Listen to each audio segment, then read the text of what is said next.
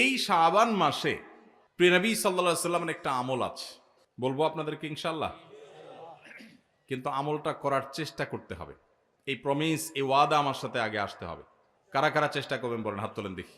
আল্লাহ আমাদের সব ভাইকে আমলের তৌফিক দান করুন। আল্লাহ। ভাইরা আমার, আমলটা হলো, আম্মা জান আয়েশা রাদিয়াল্লাহু তাআলা আনহা বলেছেন, মা রাআইতু রাসূলুল্লাহি সাল্লাল্লাহু আলাইহি ওয়াসাল্লাম ইসতাকমালা সিয়ামা শাহরিন কাত্তু ইল্লা রমাদান।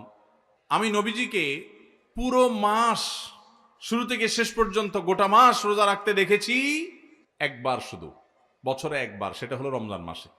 আর রমজানের পরে পুরো মাস না, তবে মাসের বেশিরভাগ দিন রোজা রেখেছেন তিনি, এটা দেখেছি শুধুমাত্র শাবান মাসে। কোন মাসে ভাই? শাবান মাস। আম্মা জান আয়েশা রাদিয়াল্লাহু আনহা আরেকটি হাদিসে আছে, সেখানে তিনি বলেছেন, কানান নবী সাল্লাল্লাহু আলাইহি সাল্লাম ইয়াসুমু শাবানা ইল্লা কালিলা। নবীজি শাবানের পুরো মাস প্রায় রোজা রাখতেন, কয়েকটা দিন বাদে, শেষের কয়েকটা দিন বাদে প্রায় পুরো মাস রোজা রাখার চেষ্টা করতেন। নবীজি সাল্লাল্লাহু আলাইহি সাল্লামের অত্যন্ত আদরের একজন সাহাবী যায়েদ রাদিয়াল্লাহু তাআলা আনহু, তার ছেলে ওসামা ইবনে যায়েদ, নবীজি সাল্লাল্লাহু আলাইহি সাল্লাম নাতির মতো আদর করতেন, স্নেহ দিতেন, ছোট মানুষ ছিলেন। ওসামা ইবনে যায়েদ রাদিয়াল্লাহু তাআলা আনহু তিনি বলেন, আমি নবীজি সাল্লাল্লাহু আলাইহি সাল্লামকে জিজ্ঞাসা করলেন, হে আল্লাহর রাসূল, আপনাকে দেখি আপনি শাবানে যত রোজা রাখেন অন্য কোন মাসে এত রোজা রাখেন না, কারণটা কি? হেতু কি? এ মাসে এত বেশি রোজা রাখার কারণটা কি? রোজার মাস তো রমজান মাস, কিন্তু শাবানে আপনি বেশি বেশি রোজা কেন রাখেন? নবীজি সাল্লাল্লাহু আলাইহি সাল্লাম তখন ওসামা ইবনে যায়েদ রাদিয়াল্লাহু তাআলাকে বলেছেন দুটি কারণ। কটি কারণ? মনোযোগ দিয়ে শুনতে হবে কিন্তু। এই হাদিসটাই আপনি বাসায় গিয়ে আপনার মায়ের সাথে, আপনার স্ত্রীর সাথে, আপনার বন্ধু বান্ধবের সাথে যেন শেয়ার করতে পারেন, সেভাবে মনোযোগ দিয়ে শুনবেন। ওয়াজ মাহফিলের কথা বেশিরভাগই হারায় যায়, হারায় গেলে চলবে না ভাই। আমি কষ্ট করে ঢাকা থেকে আসছি, আমার ভাইয়েরা কষ্ট করে আয়োজন করেছেন, আপনারাও কষ্ট করে আসছেন, সার্থক হতে হবে, এখান থেকে নিয়ে যেতে হবে। হাদিসটা ভালো করে মনে রাখবেন। নবীজি সাল্লাল্লাহু আলাইহি সাল্লাম শাবান মাসে বেশি বেশি রোজা রাখতেন দেখে তার আদরের সাহাবী, নাতির মতো স্নেহ করতেন যাকে, ওসামা ইবনে যায়েদ রাদিয়াল্লাহু তাআলা আনহু, তিনি প্রশ্ন করেছেন কাকে? নবীজিকে। কি প্রশ্ন করেছেন? যে হে আল্লাহর রাসূল, আপনাকে শাবানে এত বেশি রোজা রাখতে দেখি, অন্য কোন মাসে এত নফল রোজা আপনি রাখেন না, কারণটা কি? তখন নবীজি কয়টা কারণ বলেছেন? দুইটা কারণ। নাম্বার 1, তিনি বলেছেন, যাকা শাহরুন ইয়াগফুলুন নাসু বাইনা রজব ওয়া রমাদান। শাবান মাসের দুই ধারে, দুই প্রান্তে দুটি মাস আছে, যে দুটি মাস অনেক মহিমান্বিত, মর্যাদাপূর্ণ। শাবানের আগের মাসটার নাম কি ভাই? রজব। এই রজব মাসটা মহিমান্বিত কোন কারণে? মেরাজের কথা বলছেন। রজব মাসটা কেন মর্যাদাপূর্ণ, কেন এর মর্যাদা বেশি? দেখেন, এত বড় মাহফিলের 2-4 জন মানুষও জানেন না, 2-4 জন মানুষও জবাব দিতে পারেননি, একজন থেকেও আসে নাই অডিয়েন্স থেকে। স্টেজ থেকে এক ভাই বলেছেন, দেখুন, রজব মাসের মর্যাদার কারণ হলো সম্মানিত 4টি মাস আছে। কোরআনে আল্লাহ তাআলা সূরা তাওবায় একাধিকবার এ সম্পর্কে আলোকপাত করেছেন। আল্লাহ বলেছেন, ইন্না ইদ্দাতাশ শুহুরি ইনদাল্লাহি 12 শাহরান ফি কিতাবিল্লাহি ইয়াওমা খালাকাস সামাওয়াতি ওয়াল আরদ মিনহা আরবাআতুন হুরুম। বছরে 12টি মাসের মধ্যে 4টি মাস আছে সম্মানিত, মর্যাদাপূর্ণ। আল্লাহ এগুলোকে সম্মান দিয়েছেন, বিশেষ মর্যাদার মাস। রমজান তো সবচেয়ে শ্রেষ্ঠ মাস আছেই, রমজানের পরে মর্যাদার বিচারে সম্মানিত মাস কয়টা? এই 4টার মধ্যে নবীজি সাল্লাল্লাহু আলাইহি সাল্লাম সহিহ বুখারীতে এই 4 মাসের ব্যাখ্যা বর্ণনা করতে গিয়ে তিনি বলেছেন, সালাসুন মুতাওয়ালিয়াত। এই 4টার মধ্যে 3টা হলো ধারাবাহিক, জিলকদ, জিলহজ, মুহররম, আর চতুর্থ মাসটা হলো ওয়া রজব মুদর আল্লাযী বাইনা জুমাদা শাবান, এই যে রজব মাসটা। তাহলে রজব মাসটা সম্মানিত 4 মাসের একটা, সেজন্য এই মাসটা মূলত মহিমান্বিত। এই মাসে নবীজি সাল্লাল্লাহু আলাইহি সাল্লাম মেরাজ হয়েছে বলে অনেক ইতিহাসবিদগণ বলেছেন, আবার অন্য মাসে হওয়ার কথাও আছে, কিন্তু আসল তাৎপর্যের কারণ হলো রজব মাসটি হলো সম্মানিত 4 মাসের একটা। এটাও আমরা অনেকেই প্রথম শুনলাম জীবনে। যাই হোক, সে বিষয়ে কথা বলা আমার উদ্দেশ্য নয়। তো উদ্দেশ্য হলো যে ওসামা ইবনে যায়েদকে নবীজি বলেছেন যে শাবান মাসটার আগের মাসটা হলো রজব, যেটা সম্মানিত 4 মাসের একটা মর্যাদাপূর্ণ মাস। আবার শাবানের পরের মাসটা কোনটা? রমজান, সেটা হলো বছরের সবচাইতে সেরা মাস।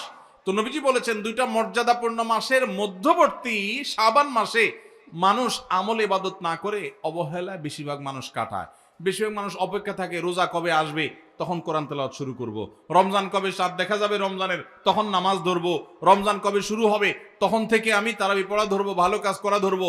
শাবান মাসে মানুষ রমজানের ক্ষণ গণনা, দিন গণনা করতে থাকে, অবসর থাকে, অলসতা করে, অবহেলা করে। নবীজি বলেছেন মানুষ যেহেতু অবহেলা করে, এই জন্য এই সময়টাতে আমি বেশি বেশি নফল রোজা রাখি, কারণ যেই সময়টাতে মানুষ অবহেলা করে ওই সময় ইবাদতের আলাদা গুরুত্ব তৈরি হয়। ভোর রাতের সময় সবাই ঘুমায় থাকে, এই জন্য তখন তাহাজ্জুদ পড়লে সওয়াব বেশি। হুজুরের সবাই সালাম দেয়, রিকশাওয়ালা বেচারারা কেউ সালাম দেয় না। আপনি যা রিকশাওয়ালাদেরকে আসসালামু আলাইকুম বললেন কেন?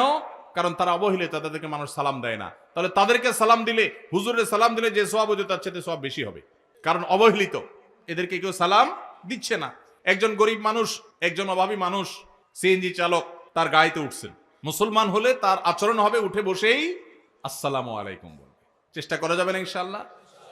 শাবান মাসে মানুষ অবহেলিত থাকে, সেজন্য এই মাসে আমলের গুরুত্ব বেশি। অতএব যেই কাজটা মানুষ অবহেলিত করে, গাড়িতে উঠার পর চালককে সালাম দিবেন আসসালামু আলাইকুম করে।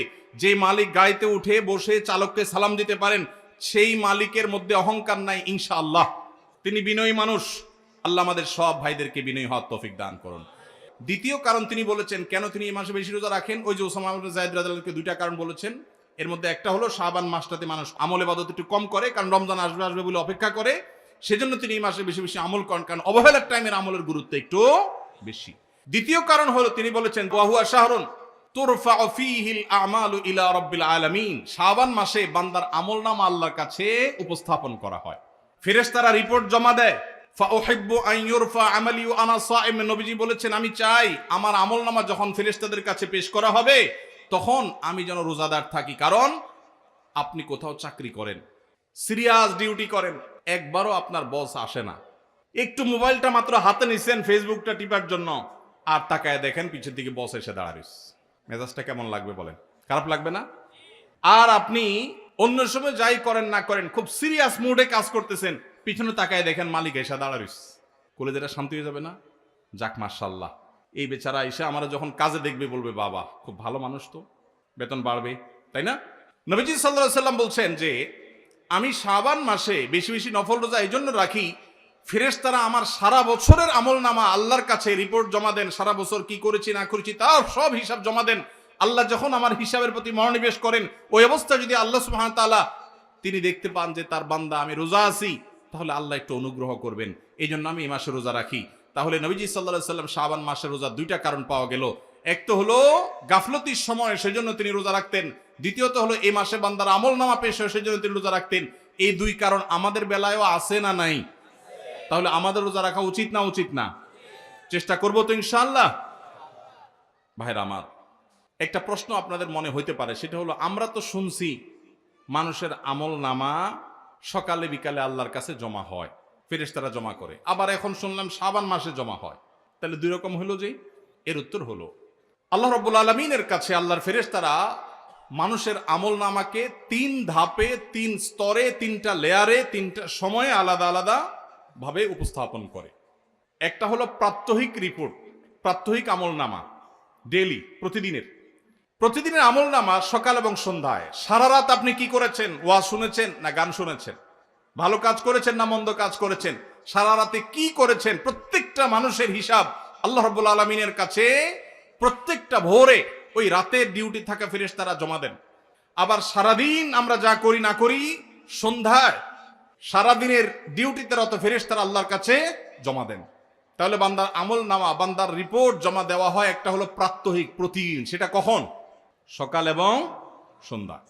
বান্দার আমলনামা জমা দেওয়া হয় আরেকটা লেয়ারে, সেটা হলো প্রত্যেক সপ্তাহে 2 দিন, সোমবার এবং বৃহস্পতিবার। নবীজি সাল্লাল্লাহু আলাইহি ওয়াসাল্লাম যেন সোমবার বৃহস্পতিবার রোজা রাখতেন, কারণ সোমবার এবং বৃহস্পতিবার বান্দার আমলনামা ফেরেশতারা আল্লাহর কাছে পেশ করেন।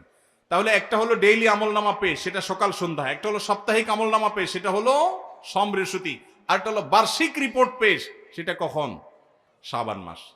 বিভিন্ন অফিসে যারা চাকরি করেন, মাসের হিসাব দেওয়া লাগে একরকম, ডেইলির হিসাব দেওয়া লাগে আরেক রকম, বার্ষিক রিপোর্ট দেওয়া লাগে আরেক রকম, আছে না নাই? ঠিক একইভাবে আল্লাহ রাব্বুল আলামিনের কাছে আমাদের আমলনামা পেশ করা হয়।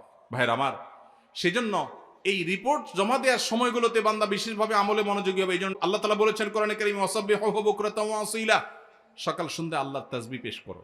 নবীজি সাল্লাল্লাহু আলাইহি ওয়াসাল্লাম সকাল সন্ধ্যা বিশেষ তাসবিহ পেশ করতেন, জিকির আজকার করতেন, দোয়া করতেন, আমল করতেন, কারণ এই যে আমল জমা দেওয়া হয়।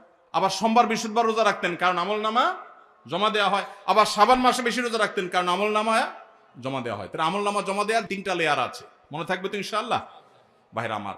এছাড়াও শাবান মাসে বেশি বেশি নফল রোজার আরেকটা কারণ আছে, সেটা হলো ইস্তেহাদি, সেটা হাদিস দ্বারা না প্রমাণিত না, সেটা বিভিন্ন মুহাদ্দিসগণ, ওলামা একরাম, স্কলারগণ বলেছেন। সেটা হলো হঠাৎ করে রমজানের রোজা যদি রাখা শুরু করেন, সারা বছর এক রকমের খাদ্য অভ্যাস, সকাল দুপুর রাতে খেয়ে, এখন হঠাৎ করে অভ্যাসটা চেঞ্জ হয়ে যাবে, ইফতার এবং রাতে সাহারি খাবেন আর সারাদিন না খেয়ে থাকবেন। হঠাৎ করে 30 দিনের রোজা রাখতে কি আপনার কষ্ট হয় কিনা, অভ্যাসটা আগে থেকে যেন হয়, সেজন্য শাবান মাস থেকে কিছু কিছু নফল রোজা রাখতে হয়।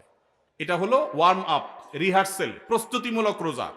এই জন্য ভাই এই শাবান মাসে বেশি বেশি রোজা রাখবেন তো ইনশাআল্লাহ। পুরো মাসের প্রথম 15 দিন 20 দিন রোজা রাখার তৌফিক যদি নাও হয়, অন্তত একটা রোজা হইলেও নবীজির সুন্নাত আমল করতে গিয়ে আমরা কারা কারা করবো একটু হাত তুলে দেখি। একটা হইলেও রাখবেন ইনশাআল্লাহ, নিয়ত করছেন তো ইনশাআল্লাহ। সবে বরাতেরটা না, ওইটা বাদে একটা হইলেও রাখবেন, নিয়ত করছেন তো ইনশাআল্লাহ। আল্লাহ আমাদের সবাইকে আমল করার তৌফিক দান করুন। এই আমলটা যদি আপনারা করেন ভাইরা, হারিয়ে গেছে সমাজে, আলোচনা নাই, সেজন্য আমি আলোচনা করলাম। বিলুপ্ত হওয়া আমলগুলোর একটা শাবান মাসে বেশি বেশি নফল রোজা। চর্চা নাই, আমল নাই, আলাপ নাই, মানুষ ভুলে গেছে।